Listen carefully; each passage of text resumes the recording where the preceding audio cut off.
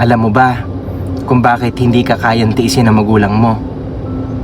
Kahit ilang beses mo silang sinuway, kahit minsan hindi mo pinakinggan ang mga payo nila, kahit ikaw pa ang dahilan kung bakit sila nasasaktan, hindi ka pa rin nila kayang talikuran.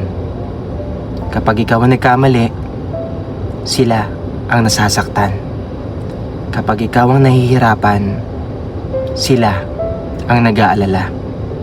At kapag ikaw ang umiiyak, sila ang unang gustong magpatahan sa'yo.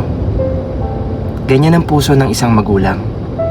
Kahit gaano kakatigas ang ulo, kahit ilang beses mong saktan ang damdamin nila, anak ka pa rin na hindi nila kayang pabayaan.